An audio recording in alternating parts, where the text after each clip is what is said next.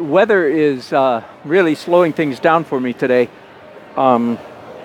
Taking forever for stuff to dry. In fact, my assistant Doug is out as we speak looking for a hair dryer that he can buy at a hardware store or something nearby. Anyway, I've started working on the largest of the three paintings here today, this weekend, which is a painting of a whirligig park. Certainly, most of you have no idea what a whirligig is, let alone a whirligig park.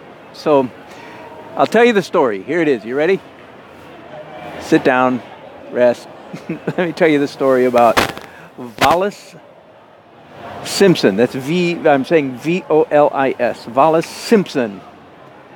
A man who passed away in 2013 at the age of 93.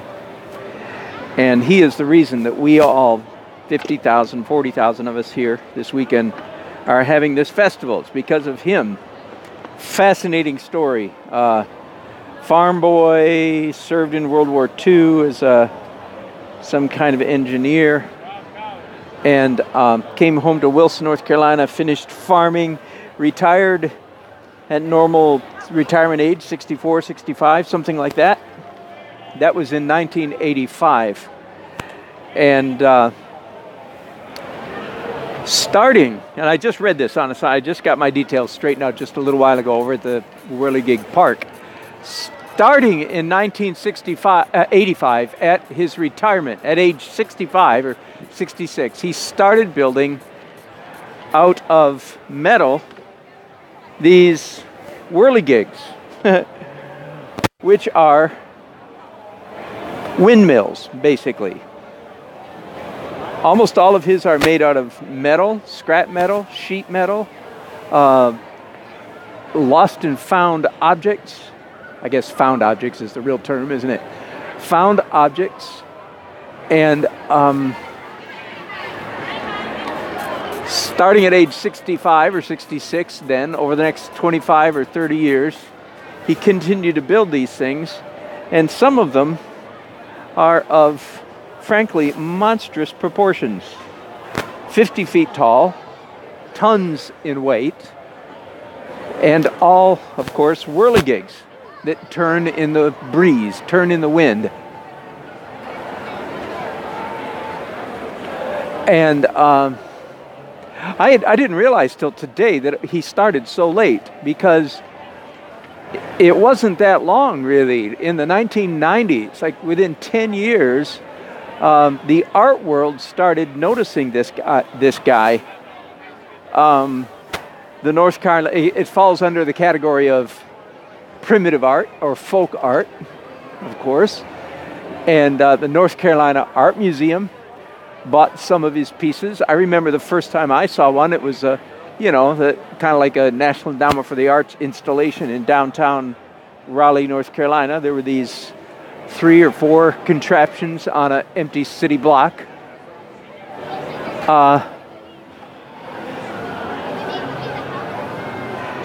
And he had no, as far as you can tell when you read the story, no ambition. He just was building them for fun.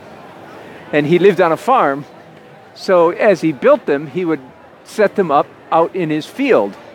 And I love the thought of, because I've heard many stories of people, lost in the woods, so to speak, driving through the backwoods of, not backwoods, but farm country of eastern North Carolina, especially at night, and coming upon this field full of contraptions. You would have thought, I suppose, that the War of the Worlds was actually finally happening, that some creatures from some other planet had landed in a farm field in Wilson, North Carolina, and or that some strange, it just must have been bizarre, because these things they are bizarre looking. That's a good description of them. They are fantastical. When you say, well, I don't know if you can see this or not. Here's what I'm painting. Let's see if, whoops, there goes my all my stuff falling off. So let's see, hang on a second. Let me see if I can show this to you. So here's just a tiny sampling of what these things look like. There's people to give you a sense of scale.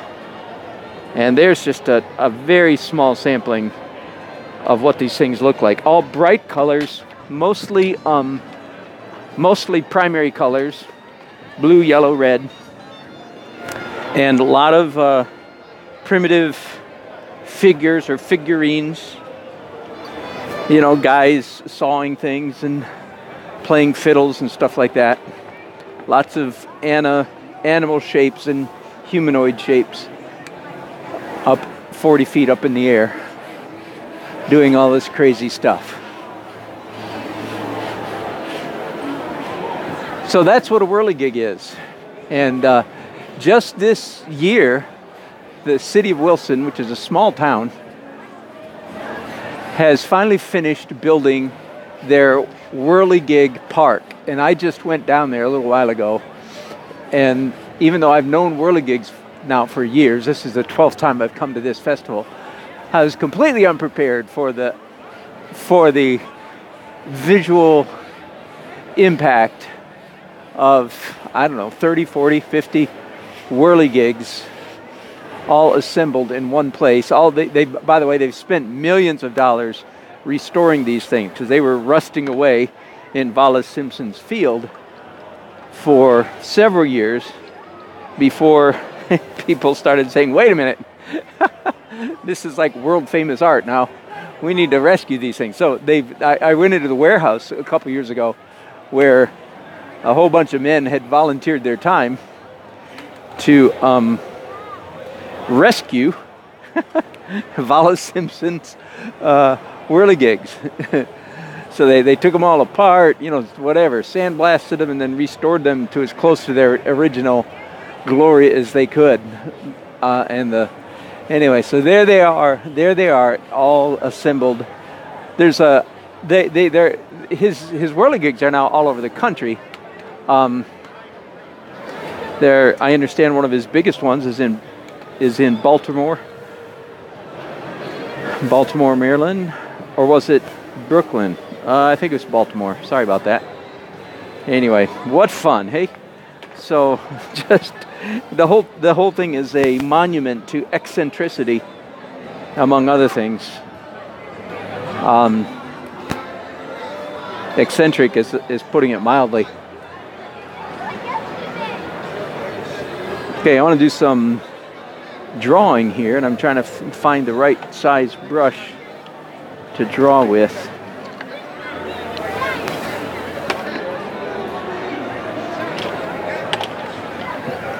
As you can see, I have some. Wow, you have a special touch. He's not my dog, he's actually my assistant's dog, but he doesn't like men. He usually... You must be a dog whisperer.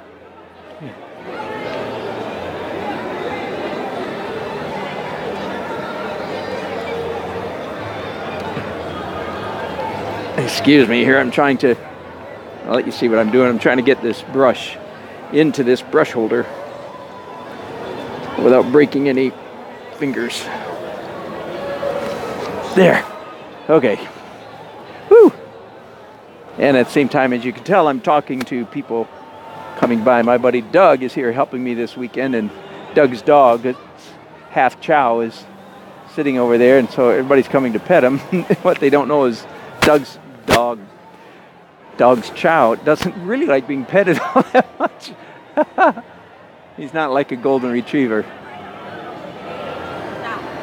Okay, so what I'm doing here is I've started painting this whirligig park, and I'm going to do it sort of my style, sort of, which is start with a great big mess and little by little by little bring it into definition.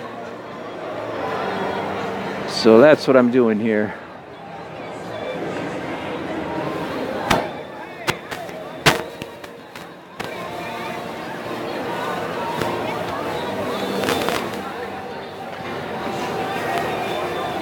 You know, I got a strange thing to say to all you guys that just love iPads. I've inherited my wife's iPad.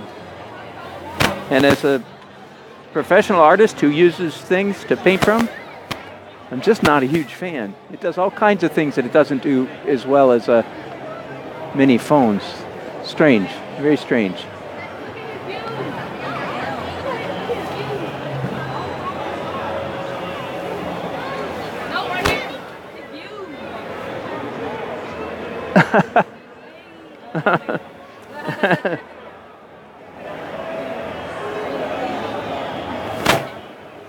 So obviously I'm keeping this, starting this, again, very abstract, and as it goes along, I'll get more and more accurate and realistic as it goes along.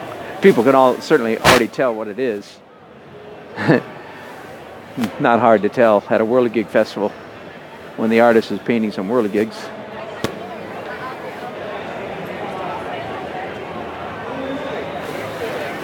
Again, sort of my modus operandi here is I make marks, but I don't rest on them. I don't expect them to be accurate. So each layer maybe gets ever so slightly more accurate. So I sort of ignore the layer underneath. So in a few minutes when I come back and work on top of this painting the next time, in other words, I will not trust these white marks that I'm making right now. I don't trust that they're in the right place. They're just close. And with my next layer, of course, I'll try to get just a little bit closer.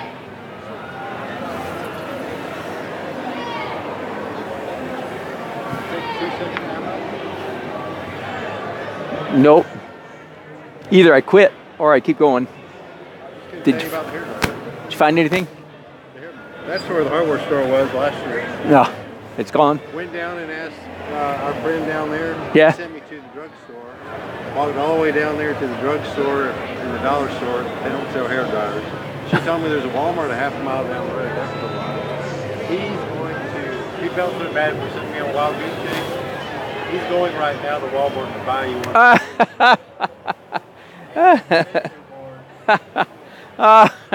Oh, bless his heart. So this story here, Doug's telling me, one of our, from year by year friends is making a trip to a Walmart to buy a hairdryer for me. Oh man, I'm afraid I've caused more trouble than I'm worth here. Oh well, that is very, very sweet of them.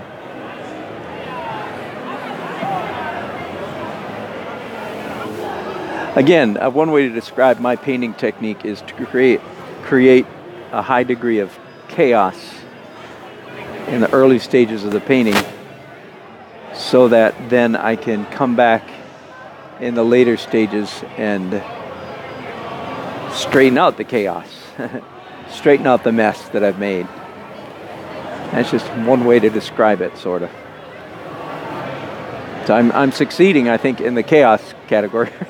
Right now. I'm doing that pretty well.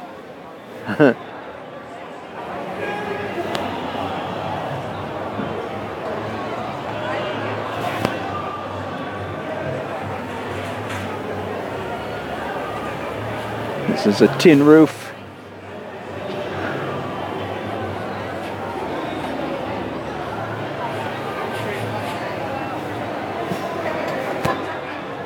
Okay.